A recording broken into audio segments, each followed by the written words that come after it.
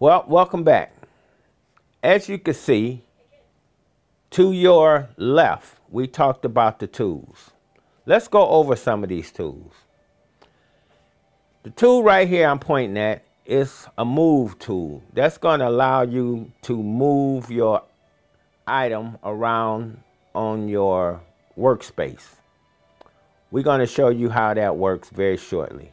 The very next tool is a selection tool.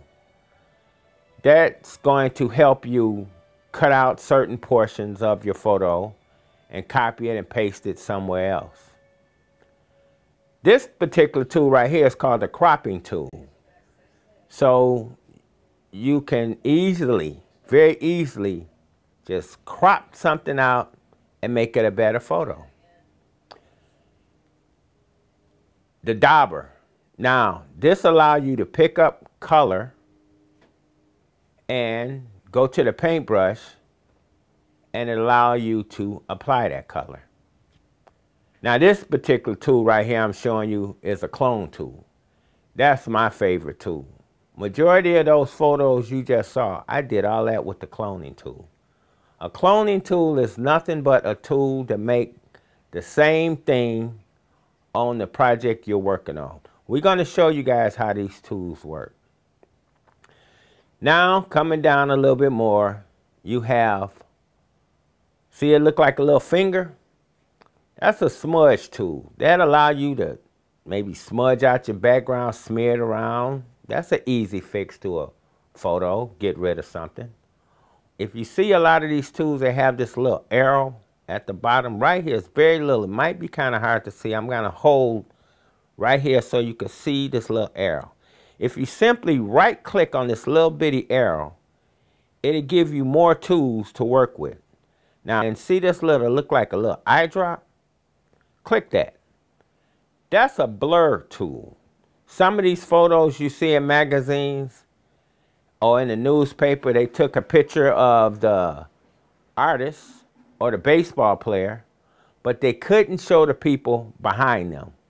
So what they did was blurred it out. When you are working on a photo, copy this photo to a new project and close your original.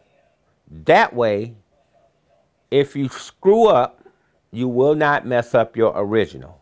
We're going to go to a clone tool. I told you that was my favorite tool. You just simply see that circle right here? Put that circle in the area that you want to clone. And hold it in that area and simply left click and see how the circle changed into a cross in the circle and release. Now, take that circle over to the spot you want to clone.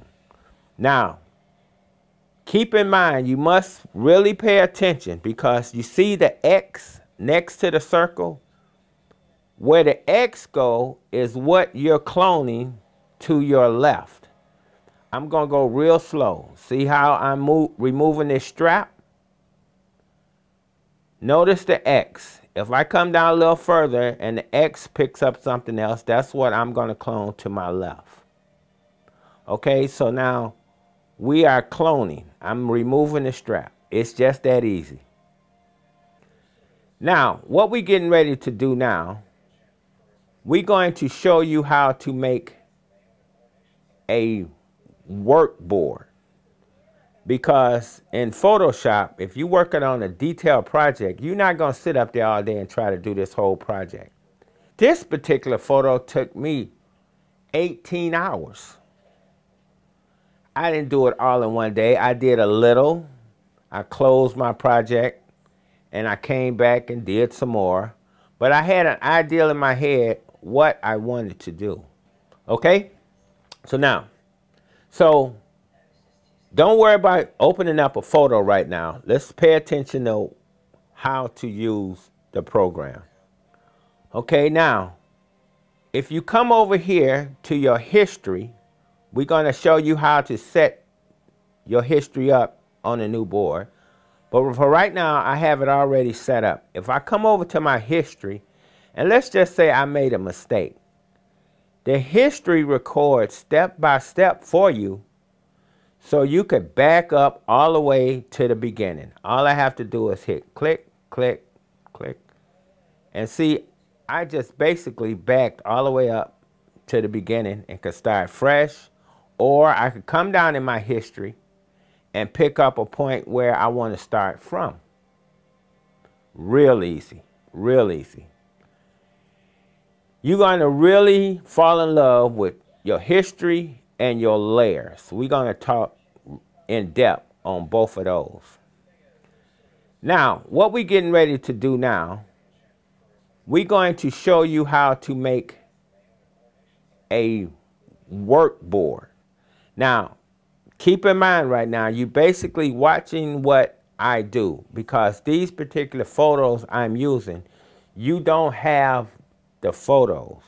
But if you get a photo and follow the same steps I'm doing on this photo, the application is the same. So don't worry about opening up a photo right now. Let's pay attention to how to use the program.